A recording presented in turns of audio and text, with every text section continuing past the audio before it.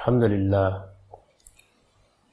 للہ رب العالمین والصلاة والسلام علی محمد الامین فاعوذ باللہ من الشیطان الرجیم بسم اللہ الرحمن الرحیم۔ خواتین و حضرات، سورہ بقرہ کی تمہید میں ہم آیت 35 سے مطالعے کی ابتدا کریں گے۔ اس سے پیچھے بات یہاں تک پہنچ گئی تھی کہ آدم و حوا کو امتحان میں ڈالنے سے پہلے اللہ تعالیٰ نے ان کے سامنے اپنی دو مخلوقات کا امتحان لیا۔ یہ دونوں مخلوقات پہلے سے موجود تھیں، خلقت کے لحاظ سے بہت برتر تھیں، ان کا امتحان لیا اور ان سے یہ کہا کہ میں نے آدم کو بنا دیا ہے، میں اس کو زمین کا اقتدار دے رہا ہوں، دونوں اس کے سامنے سجدہ ریز ہو جاؤ۔ فرشتے سجدہ ریز ہو گئے، ابلیس نے انکار کر دیا۔ یہ واقعہ اس حقیقت کو آخری درجے میں نمایاں کر دینے کا باعث بن گیا کہ انتہائی برتری رکھنے کے باوجود فرشتوں نے اصل چیز کو نگاہ میں رکھا اور ان سے فروتر ہونے کے باوجود ابلیس اس غلط فہمی میں مبتلا ہوا کہ وہ چونکہ آگ سے بنایا گیا ہے، اس کی خلقت ایک برتر عنصر سے ہوئی ہے، اس وجہ سے یہ امتحان برپا کر کے اور اس کو سجدے کا حکم دے کر اس کی اہانت کی گئی ہے۔ چنانچہ وہ انانیت میں مبتلا ہو کر اللہ کے حکم کی خلاف ورزی کر بیٹھا۔ اس کو قرآن نے بیان کیا تھا کہ ابا واستکبر وکان من الکافرین، یعنی اس نے انکار کیا اور پھر اصل سبب بتایا کہ انکار کی وجہ کیا ہوئی، استکبار اس کی وجہ ہوئی، اور یہ ارشاد فرمایا کہ یہ انکار اور یہ استکبار ہے کہ جو اصل میں آدمی کو کفر تک لے جاتا ہے۔ ایک پوری کی پوری بات آدم کے سامنے آ گئی۔ اس کے بعد اب یہ ارشاد ہوا ہے کہ وَقُلْنَا يَا آدَمُ اسْكُنْ أَنْتَ وَزَوْجُكَ الْجَنَّةَ، یعنی یہ تو واضح ہو گیا کہ فرشتے امتحان میں کامیاب ہو گئے اور ابلیس امتحان میں ناکام ہو گیا۔ تو کامیابی کی بھی ایک صورت آدم نے اپنی آنکھوں سے دیکھ لی اور ابلیس کو ناکام ہوتے بھی اپنی آنکھوں سے دیکھ لیا۔ وَقُلْنَا يَا آدَمُ اسْكُنْ أَنْتَ وَزَوْجُكَ الْجَنَّةَ، ہم نے آدم سے کہا تم اور تمہاری بیوی دونوں اس باغ میں رہو۔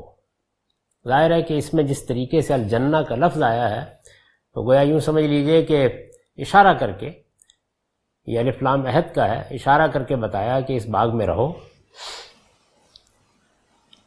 اس پر میں نے لکھا ہے یہ غالباً اسی دنیا کا کوئی باغ تھا جسے آدم و حوا کا مستقر قرار دیا گیا۔ یعنی اس باغ کے جو اوصاف بیان ہوئے ہیں، بعض دوسری جگہوں پر جس طرح اس کو واضح کیا گیا ہے، اس سے یہ معلوم ہوتا ہے کہ یہ اسی دنیا کا کوئی باغ تھا۔ آدم و حوا کا اس کو مستقر قرار دے دیا گیا تھا۔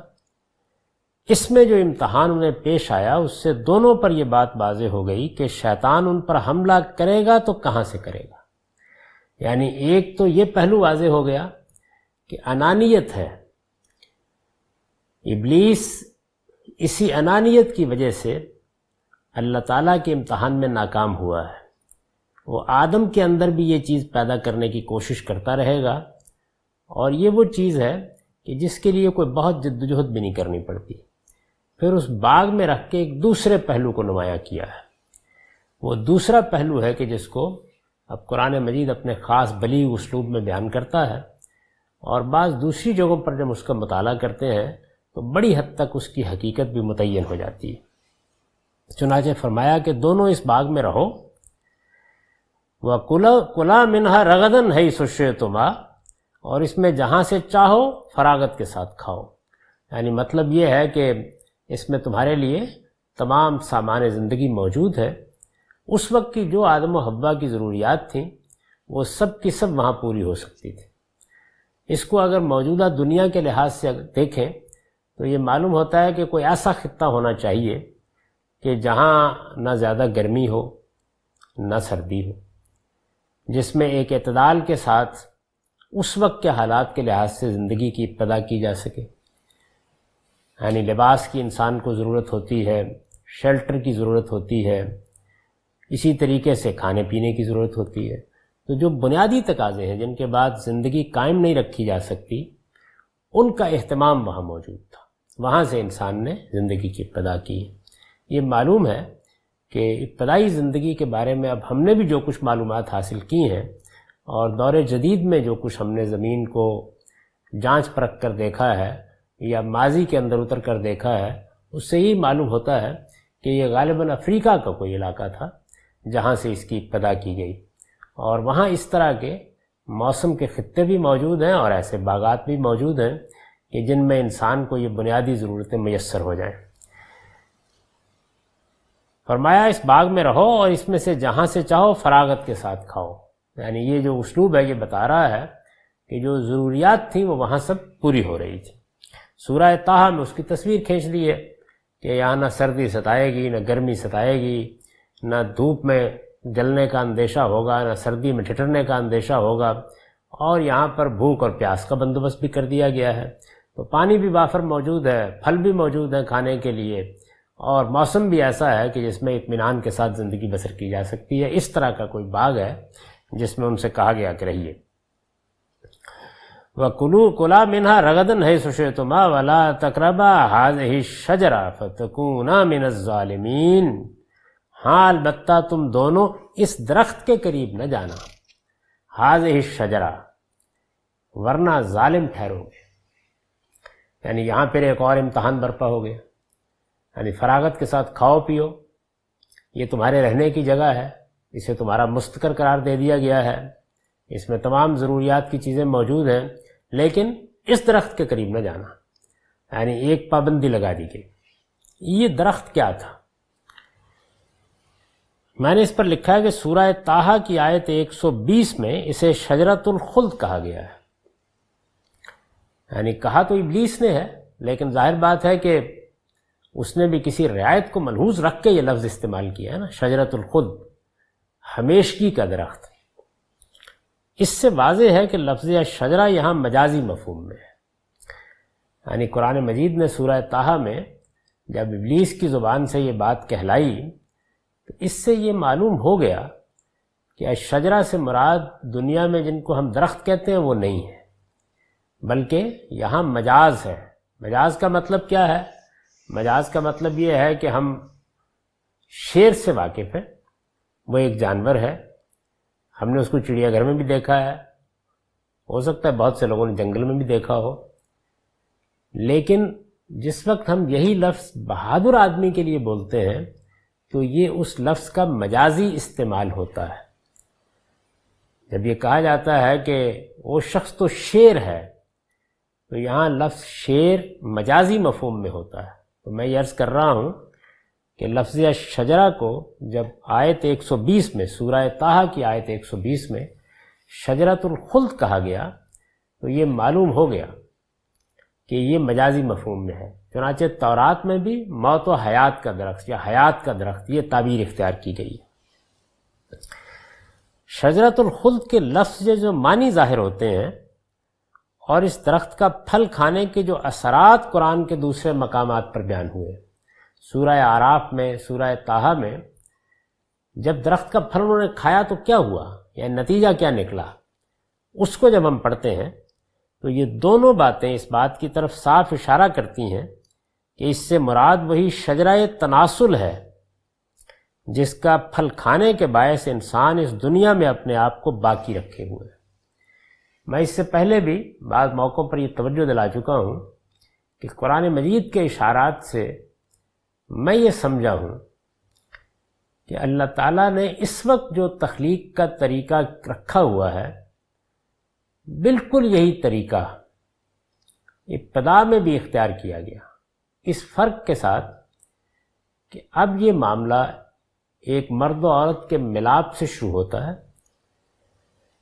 ایک حقیر پانی کی بوند ہے جس سے اس کی ابتدا کی جاتی ہے، اور پھر اس کے بعد یہ مختلف مراحل سے گزرتا ہے۔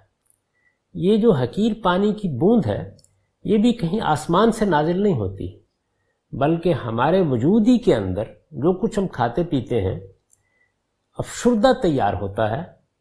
جس طرح اس سے خون بنتا ہے، جس طرح اس سے گوشت اور ہڈیاں بنتی ہیں، بالکل اسی طریقے سے اس سے وہ پانی کا حقیر قطرہ بھی بن جاتا ہے، یا اگر عورت کے لحاظ سے دیکھیے تو بیضہ انثیٰ بھی بن جاتا ہے۔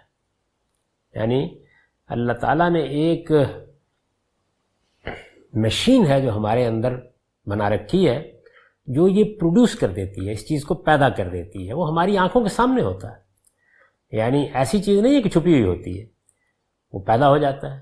اجزاء وہی ہیں، وہی اجزاء جن سے خون بن رہا ہے، وہی اجزاء جس سے ہماری نشو و نما ہو رہی ہے، ان اجزاء سے بھی ہم واقف ہیں، لیکن انہی کی تالیف سے ہمارے جسم کے اندر یہ چیز پیدا ہوتی ہے کہ ایک قطرہ آب بن گیا، ایک بیضہ انثیٰ بن گیا، پھر اس کے ملاپ کا ایک طریقہ اللہ تعالیٰ نے برپا کر رکھا ہوا ہے، اور اس سے استقرار کے بعد انسان کی تخلیق کی ابتدا ہو جاتی ہے۔ میں یہ کہتا ہوں کہ یہی طریقہ اس وقت بھی اختیار کیا گیا جب انسان کو اولاً بنایا گیا۔ اس وقت ظاہر ہے کہ کوئی ماں باپ نہیں تھے، چنانچہ یہ پروسیس زمین کے پیٹ میں ہوا۔ یعنی اب یہ رحم مادر میں ہوتا ہے، اس وقت زمین کے پیٹ میں ہوا۔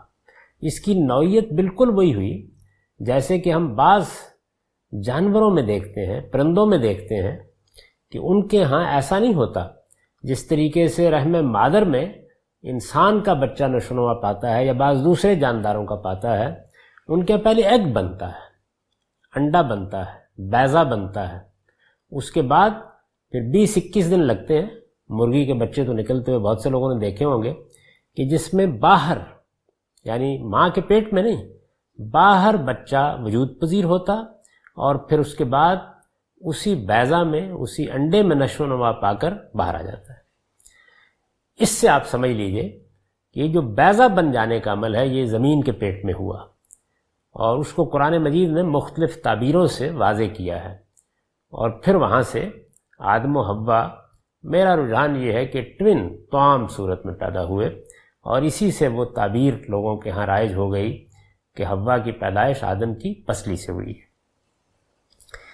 یہ جو پہلا مرحلہ ہے، اس کے بعد قرآن کہتا ہے کہ دوسرے مرحلے میں ہم نے اس پروسیس کو ختم کر دیا اور انسان کی پیدائش کے لیے ایک دوسرا طریقہ اختیار کیا۔ اس طریقے سے اب ہم واقف ہیں۔ یہ شجرہ تناسل ہے، یعنی اس سے ایک درخت پھوٹتا ہے۔ اسی وجہ سے آپ شجرہ کا لفظ استعمال کرتے ہیں مجازی طور پر، جو شجرہ نسب ہوتا ہے۔ یعنی گویا انسان اپنی نسل جب پیدا کرتا ہے تو اس میں بھی ایک پروسیس ہے، ایک طریقہ ہے جو اختیار کیا جاتا ہے، اور پھر اس کے بعد انسان کو اس سے ابدیت حاصل ہوتی ہے۔ یعنی انسان نے اپنی زندگی کی ابتدا کی تو بہرحال موت آنا تھی، ایک دن اسے چلا جانا تھا۔ یہی چیز ہے کہ جس نے اب تک اسے ہزاروں سال بعد بھی باقی رکھا ہوا ہے، تو اس وجہ سے اس کو ہمیشگی کا درخت کہا ہے۔ یعنی یہ وہ طریقہ ہے جو انسان اختیار کرتا ہے، اور اس طرح اپنی اولاد کی صورت میں اپنے آپ کو باقی رکھے ہوئے ہے۔ ابلیس اس بات سے واقف تھا، اس وجہ سے اس نے اس کے لیے شجرۃ الخلد کا لفظ استعمال کیا۔ یہ بات اگر اس دراز نفسی سے واضح ہو گئی کہ پہلے کیا طریقہ اختیار کیا گیا اور اب کیا اختیار کیا گیا، تو ظاہر ہے کہ اس دوسرے طریقے کی ابتدا آدم و حوا سے ہوئی ہے۔ یعنی جو مخلوقات پیدا ہو چکی تھیں ان میں سے دو کا انتخاب کر کے ان کو پھر اس طریقے سے آگے اپنی نسل بڑھانے کے لیے کہا گیا ہے۔ یہ کیسے ہوا ہوگا؟ یہ وہ چیز ہے جس کو ان استعاروں سے اور اس تعبیر سے قرآن مجید نے یہاں واضح کیا ہے۔ یعنی ان سے کہا گیا کہ کھاؤ پیو، اور دنیا کے اندر انسان کو جتنی احتیاجات ملائق ہوتی ہیں ان کو ہم کہتے ہیں کہ یہ تو انسان کے جبلی تقاضے ہیں۔ انہی جبلی تقاضوں میں سے ایک تقاضا جنس کا تقاضا بھی ہے، اس پر پابندی لگا دی گئی۔ بالکل اسی طرح جس طرح میاں بیوی کے معاملے میں بھی، وہ دونوں میاں بیوی تھے، میاں بیوی کے معاملے میں بھی رمضان کے روزوں میں اللہ تعالیٰ کی طرف سے پابندی لگا دی جاتی ہے۔ تو یہ چیز جو ہے، یہ جب سورہ اعراف کو ہم پڑھیں گے اور سورہ طٰہٰ کو پڑھیں گے تو جو اثرات ہوئے ہیں اور جس طریقے سے قرآن مجید نے اس کو بیان کیا ہے اس سے بالکل واضح ہو جائے گی۔ اس سے مراد وہی شجرہ تناسل ہے جس کا پھل کھانے کے باعث انسان اس دنیا میں اپنے آپ کو باقی رکھے ہوئے ہے۔ یعنی یہ ایک مجازی تعبیر ہے کہ انسان اصل میں یہی کرتا ہے، یہ جنسی تعلق ہے جس کا نتیجہ یہ نکلتا ہے کہ پھر بچے پیدا ہوتے ہیں اور انسان کو ایک طرح کا دوام حاصل ہوتا ہے۔ لیکن آج بھی دنیا میں اس کے لیے سب سے بڑی آزمائش اگر کوئی ہے تو یہی درخت ہے۔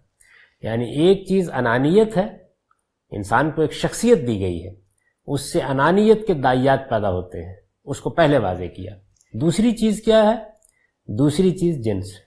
اگر آپ دیکھیے تو سارا امتحان انہی دو چیزوں کے گرد گھومتا ہے۔ علم کا امتحان زیادہ تر پہلی چیز کے گرد اور عمل کا امتحان زیادہ تر دوسری چیز کے گرد۔ لیکن آج بھی دنیا میں اس کے لیے سب سے بڑی آزمائش اگر کوئی ہے تو یہی درخت ہے۔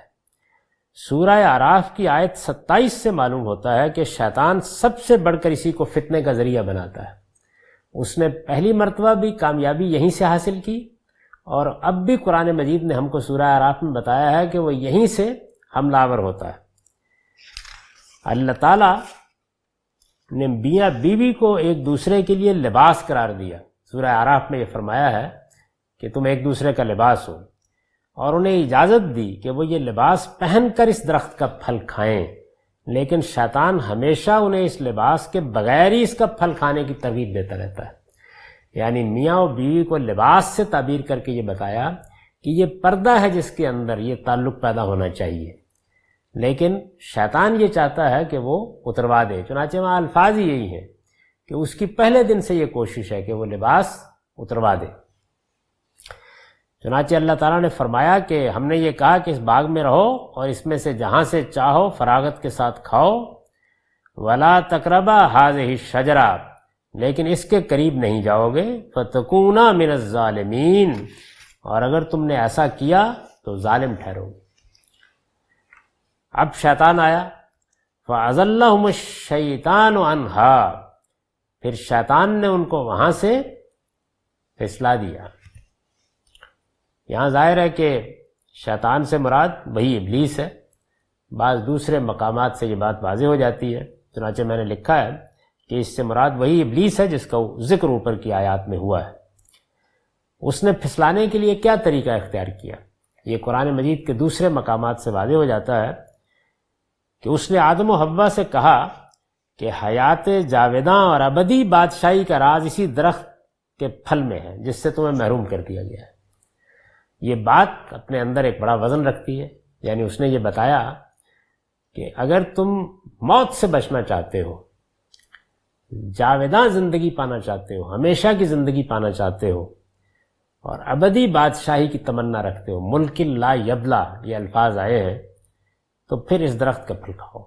ظاہر ہے کہ اس میں ایک حقیقت بھی تھی، اور اس حقیقت کو اس نے تزئین کر کے یہ صورت بھی دے دی۔ چنانچہ اس ترغیب سے وہ اس پھل کی طرف متوجہ ہوئے، یعنی اس نے متوجہ کرنے کا کام کیا۔ اس کو آپ بالکل ایسے قیاس کیجئے کہ جس طریقے سے جب انسان پیدا ہوتا ہے تو اس کی بھوک کی جبلت، پیاس کی جبلت تو فوراً اپنے تقاضے پیدا کر لیتی ہے، لیکن جنس کے ساتھ یہ معاملہ نہیں ہوتا۔ ایک وقت آتا ہے جس کے بعد اس کے داعیات نشونما پانا شروع کرتے ہیں۔ اس وقت گرد و پیش کے ماحول سے ترغیبات ملتی ہیں اور انسان اس جانب متوجہ ہوتا ہے۔ یہ اس جانب متوجہ ہوتا ہے، یہ وہ چیز ہے کہ جو پھر بعد میں اس کو تجربے پر آمادہ کرتی ہے۔ تو ابلیس نے پہلا کام کیا، اس نے متوجہ کر دیا۔ چنانچہ اس ترغیب سے وہ اس پھل کی طرف متوجہ ہوئے، یعنی وہ وجود پذیر ہو چکے تھے۔ پیدا ہونے کے بعد بالکل یوں ہی سمجھیے کہ جس طرح اب انسان کا بچہ پیدا ہونے کے بعد 15-20 سال کے مختلف مراحل سے گزرتا ہے، بچپن لڑکپن کے مراحل سے گزرتا ہے، اس کے بعد وہ جبلت نمودار ہوتی ہے۔ تو یہ وہاں پر بھی ہو رہی تھی، کیونکہ اللہ تعالیٰ نے جس طرح کہ دوسری جگہ بتایا ہے کہ اب انسان کے اندر یہ صلاحیت رکھتی، اور اس کے لیے ظاہر ہے کہ دونوں کا ملاپ ضروری تھا، تو اس کا داعیہ جنسی جبلت کی صورت میں ان کے اندر ودیت کر دیا۔ ایک خاص وقت میں یہ چیز آپ سے آپ ظہور پذیر ہوتی ہے، لیکن پہلے تجربے کے لیے ایک خارج کی ترغیب چاہیے ہوتی، جو اب ظاہر ہے کہ ماحول دے دیتا ہے، یا معلومات دیتی ہیں، یا علم دے دیتا ہے، یا آپ کے دوست احباب دے دیتے ہیں۔ تو اس موقع پر شیطان نے اس طرف، ابلیس نے توجہ دلائی، تو وہ متوجہ ہوئے، اور جب متوجہ ہوئے تو چونکہ جسمانی نشو و نما وہاں پہنچ چکی تھی کہ جہاں پر جیسے ہی توجہ ہوتی ہے تو اندر سے ایک ہیجان کی کیفیت پیدا ہونی شروع ہو جاتی ہے، اور اس کی خواہش میں جو غیر معمولی کیفیت انسان پر طاری ہو جاتی ہے، اس سے مغلوب ہو کر شیطان کے فریب میں آ گئے۔ یعنی پھر انہوں نے وہ پھل کھایا، چنانچہ میں نے لکھا اور یہ پھل کھا بیٹھے۔ یعنی ایک جو توجہ کا عمل ہوتا ہے، اس نے اس چیز کو انگیخت کیا جو اندر ودیت ہے، اور پھر وہ ہیجانی کیفیت طاری ہونی شروع ہو گئی جو انسان پر اس جبلت کے تقاضوں کو پورا کرنے کے لیے طاری ہوتی ہے، اور اس کیفیت میں جس طرح وہ خود فراموش سا ہو جاتا ہے، اس کیفیت میں نسیا ولم نجد لہو عزما، جس کو قرآن نے بیان کیا ہے، یعنی بھول گیا، وہ کیفیت طاری۔ ایک بھول جانا وہ ہے کہ جب ہماری یادداشت سے کوئی چیز محو ہوتی ہے، اور ایک خود فراموشی کی ایک کیفیت ہوتی ہے جو طاری ہو جاتی ہے، اس سے ہم سب واقف ہیں۔ تو یہ کیفیت طاری ہو گئی، اور اس سے مغلوب ہو کر شیطان کے فریب میں آ گئے اور یہ پھل کھا بیٹھے۔ فَأَزَلَّهُمَ الشَّيْطَانُ عَنْهَا فَأَخْرَجَهُمَا مِمَّا كَانَ فِيهِ، پھر شیطان نے ان کو وہاں سے پھسلا دیا، اور جس حالت میں وہ تھے اس سے انہیں نکلوا کر چھوڑا۔ وَقُلْنَا اهْبِطُوا بَعْضُكُمْ لِبَعْضٍ عَدُوٌّ، اور ہم نے کہا یہاں سے اتر جاؤ۔ یعنی وہ ایک باغ میں تھے، ارشاد فرمایا کہ اہبتو، جاؤ اترو، بعضکم لبعض عدو، اب تم ایک دوسرے کے دشمن ہو۔ یہ جو فرمایا اتر جاؤ، تو اس سے لوگوں کو یہ خیال پیدا ہوا کہ یہ جنت آسمان میں ہوگی، جبکہ یہ عربی زبان کا عام اسلوب ہے، یہ لفظ کسی دوسری جگہ چلے جانے کے لیے استعمال ہوتا ہے۔ چونکہ قدیم زمانے میں لوگ سواری پر ہوتے تھے، اونٹ پر سوار ہیں، گھوڑے پر سوار ہیں، گدھے پر سوار ہیں، تو اترتے تھے کہیں جا کر جب کسی دوسری جگہ جاتے تھے، اس سے یہ لفظ پیدا ہوا، اور پھر بعد میں وسعت کے ساتھ استعمال ہونے لگ گیا۔ چنانچہ دیکھیے میں نے اس کی مثال دے دی ہے، میں نے لکھا ہے کہ اصل میں لفظ اہبتو استعمال ہوا ہے، اس میں اترو کا مفہوم وہی ہے جو اسی سورہ کی آیت 61 کے الفاظ اہبتو مصرن میں ہے۔ یعنی وہاں بنی اسرائیل کو آگے آپ دیکھیں گے مخاطب کر کے یہ کہا ہے، جب انہوں نے کہا کہ ہمیں تو پیاز چاہیے اور لہسن چاہیے اور مسور چاہیے، تو فرمایا اہبتو مصرا، پھر جاؤ کسی مصر میں جا اترو۔ اب ظاہر ہے کہ وہاں پر انہوں نے آسمان سے تو نہیں اترنا تھا، بالکل وہی فعل استعمال کیا ہے، تو یہ اس معنی میں استعمال ہوا ہے، یعنی اے آدم و حوا اور ابلیس، تم سب اس باغ سے نکل کر زمین میں اتر جاؤ، زمین میں اتر جاؤ، اس مفہوم میں یہ فعل استعمال کیا گیا ہے۔ ہم نے کہا یہاں سے اتر جاؤ، اب تم ایک دوسرے کے دشمن ہو۔ اس پر میں نے لکھا ہے یعنی ابلیس تمہارا دشمن ہے اور تم اس کے دشمن ہو، تمہارے اور اس کے درمیان فطری تعلق دشمنی کا ہے، لہذا تم کو ہمیشہ اسے اپنا دشمن ہی سمجھنا چاہیے۔ یہ جو فرمایا تھا نا کہ بعضکم لبعض عدو، تو یہ چیز بیان کرنا مقصود، یعنی اس نے یہاں پہ دشمنی ظاہر کر دی ہے، اس نے اب چیلنج دے دیا ہے، یہاں تفصیلات نہیں ہیں۔ قرآن مجید نے اپنے اسلوب کے مطابق یہاں اجمال سے اس بات کو بیان کیا ہے، اور اس طرح گویا ہمیں بھی یہ تعلیم دی ہے کہ قرآن مجید جب دوسری جگہوں پر کسی چیز کو بیان کرتا ہے تو اس کی روشنی میں ہم اس اجمال کو تفصیل میں بدل لیں۔ خود قرآن نے یہ بیان بھی کیا ہے کہ کتاب احکمت آیاتہ ثم فصلت من لدن حکیم خبیر، تو اگر آپ اس آدم و ابلیس کے قصے کو بھی پڑھیں گے تو دوسری جگہوں پر اس کے بہت سے مضمرات بالکل کھل کر سامنے آ جائیں گے۔ یہاں پر الفاظ ایسے ہیں کہ جن میں دوسرے احتمالات پیدا کیے جا سکتے ہیں، لیکن جب ہم وہاں سے اس کی تفصیل کو جان لیتے ہیں تو یہ بالکل واضح ہو جاتا ہے کہ اصل میں کیا معاملہ پیش آیا ہے، اور پھر اس کا خلاصہ اپنے سامنے رکھ لیجئے۔ یعنی پہلا مرحلہ وہ تھا کہ جس میں رحم مادر میں وہ مراحل گزرے، معاف کیجیے گا زمین کے پیٹ میں وہ مراحل گزرے جو اب رحم مادر میں گزرتے ہیں، انسان کی تخلیق ہوئی، اور پھر اس کے بعد نہیں کہا جا سکتا کہ بہت سی نسلیں پیدا ہوئیں یا ایک ہی ہوئی، بہرحال اس پہلے مرحلے کے بعد پھر جو لوگ پیدا ہوئے ان کے اندر سے دو کا انتخاب کر کے اللہ تعالیٰ نے ان کے اندر یہ چیز بدیت کر دی کہ وہ اپنی نسل خود پیدا کر لیں، اور پھر وہ انسانی شرف انہیں عطا ہوا۔ یعنی اسی سے یہ بالکل واضح ہو جاتا ہے کہ انسان کے اوپر ایک حیوانی دور بھی گزرا ہے، اور وہ حیوانی دور وہی ہے کہ جب اسے براہ راست زمین کے پیٹ سے پیدا کیا گیا۔ چنانچہ اس وقت بھی ہمارے ہاں فاسلز کا جو ریکارڈ متحجرات کا دستیاب ہوتا ہے، اور اس میں انسان کی تخلیق کے مختلف مراحل سمجھنے کی کوشش کی جاتی ہے، اگر یہ روشنی سامنے ہو تو بہت آسانی سے انسان اندازہ کر سکتا ہے کہ وہ حیوانی دور میں کیا صورت پیدا ہوئی اور کیوں وہ حیوانی دور گزرا۔ قرآن مجید نے اس کو بیان کر دیا ہے۔ چنانچہ اب بھی ماں کے پیٹ میں یہی ہوتا ہے کہ زندگی کی ابتدا ہوتی ہے، اور اس کے بعد جیسے کہ روایتوں میں بھی آیا ہے اور قرآن کے اشارات سے بھی معلوم ہوتا ہے، 120 دن سے پہلے حیوانی زندگی ہوتی ہے، پھر اس کو اللہ تعالیٰ روح پھونک کر وہ چیز دیتے ہیں جس کو انسانیت سے تعبیر کیا جاتا ہے، اور پھر وہ سمیع و بصیر بن جاتا ہے۔ اس وقت بالکل یہی طریقہ اختیار کیا گیا، یعنی حیوانی نسلیں پیدا ہو گئیں، پھر ان کے اندر سے 2 کا انتخاب کر کے ان کے اندر روح پھونکی گئی، اور اس وقت ان میں یہ صلاحیت بھی پیدا ہو چکی تھی کہ وہ اپنی نسل آپ پیدا کر دیں، جس طرح کی دوسری جگہ بیان کیا گیا ہے۔ اور اس طرح آدم و حوا ہی پہلے انسان ہے، یعنی اس میں کوئی شبہ نہیں ہے، انسان پہلے وہی ہے، لیکن اس سے پہلے انسان کا حیوانی وجود کئی صورتوں میں نمودار ہو چکا تھا۔ پھر شیطان نے ان کو وہاں سے پھسلا دیا، اور جس حالت میں وہ تھے اس سے انہیں نکلوا کر چھوڑا۔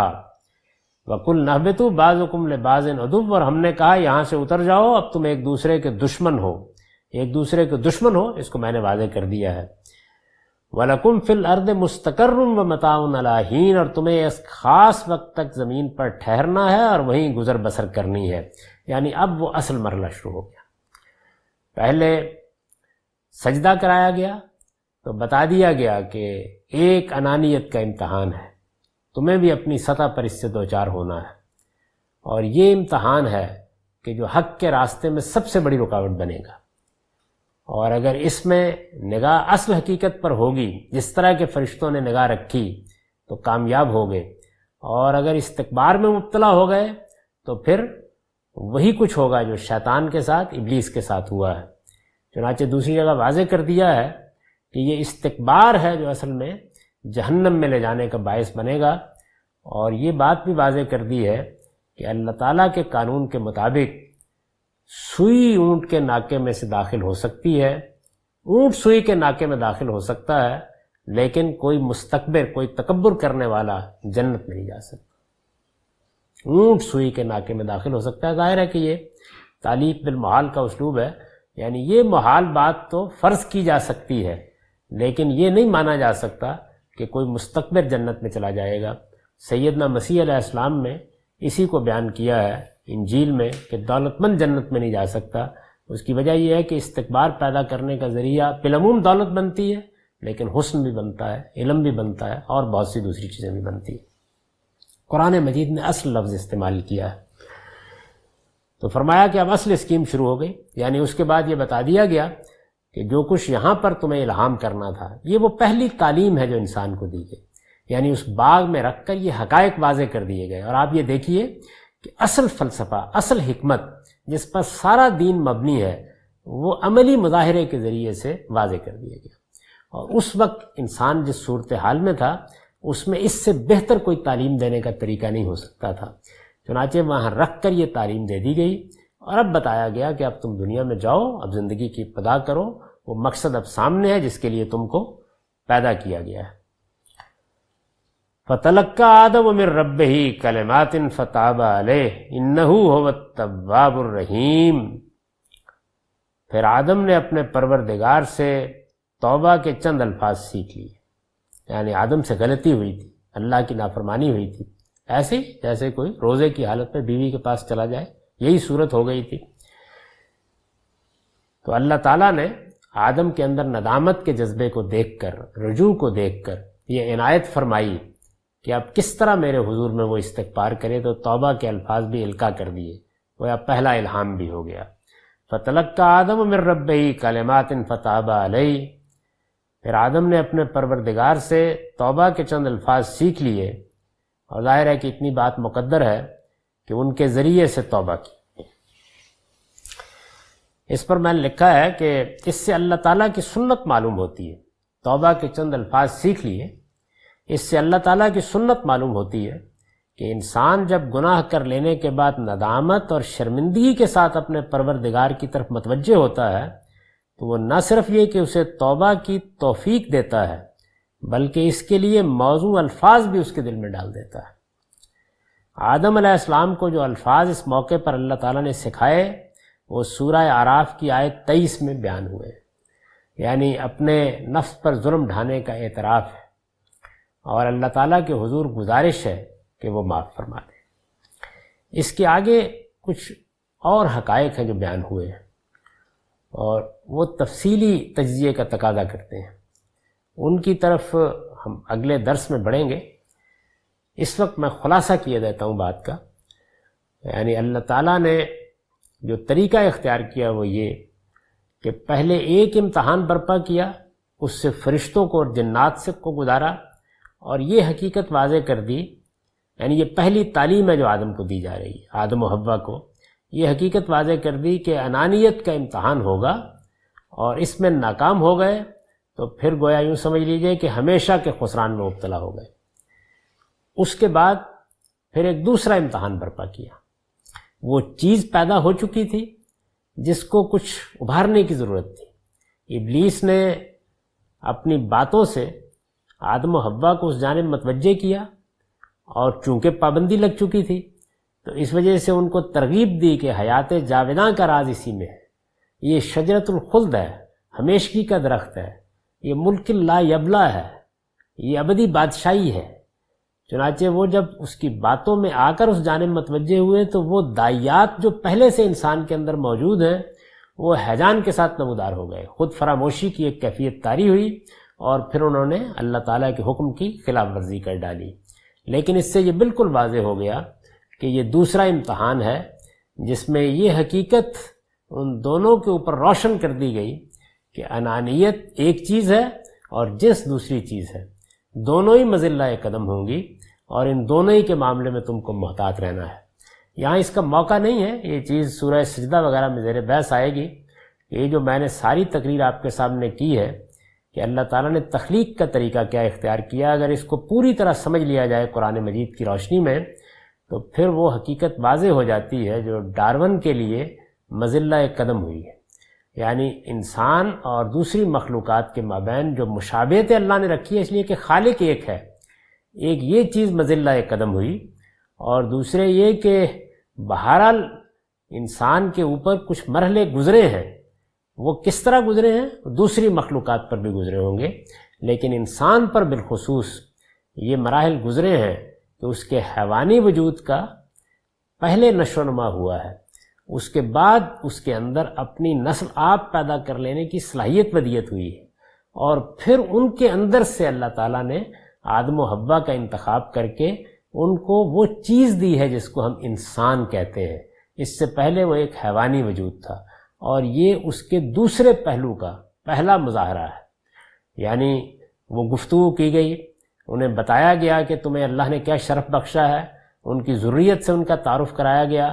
جب وہ انسانیت کا شرف حاصل کر چکے تو یہ حقائق واضح ہوئے، اور پھر یہ چیز جو ان کے اندر پیدا ہو چکی تھی اس کا بھی ظہور ہو گیا، اور اس طرح اس باغ میں یہ حقیقت بالکل واضح ہو گئی کہ انسان کے لیے اصل تعلیم کیا ہے، اسے کن چیزوں کو سمجھنا ہے، اس کے لیے کیا چیزیں مذلہ قدم ہوں گی، اسے کس امتحان میں ڈالا گیا ہے، وہ کس کس صورت میں پیش آئے گا۔ یہ جو کچھ بعد میں الہام ہوا، ظاہر ہے کہ آدم علیہ السلام کو پیغمبر بنا دیا گیا، پھر نبیوں کا سلسلہ شروع ہوا، پھر کتابیں نازل ہوئیں، یہ جو کچھ بعد میں ہوا ہے یہ اصل میں اس تعلیم ہی کا نتیجہ ہے۔ وہ تعلیم بنیاد ہے، اس کی حیثیت فلسفے اور حکمت کی ہے، وہاں سے بات شروع ہوئی ہے، اور پھر اس کے بعد اس سے جو نتائج نکلتے ہیں اور اس کے جو تقاضے پیدا ہوتے ہیں وہ سب وحی کے ذریعے واضح کیے جاتے رہے ہیں۔ ان آیات کا اب سادہ ترجمہ سن لیجئے۔ ارشاد فرمایا ہے،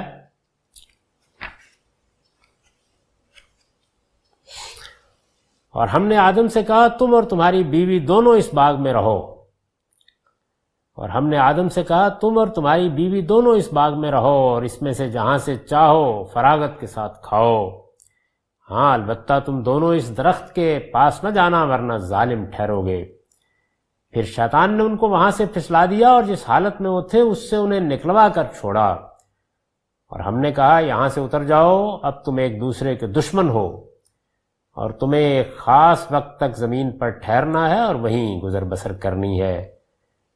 پھر آدم نے اپنے پروردگار سے توبہ کے چند الفاظ سیکھ لیے اور ان کے ذریعے سے توبہ کی، تو اس کی توبہ اس نے قبول کر لی، بے شک وہ بڑا معاف فرمانے والا ہے، اس کی شفقت ابدی ہے۔ اقول قولی ھذا واستغفر اللہ لی ولکم ولسائر المؤمنین۔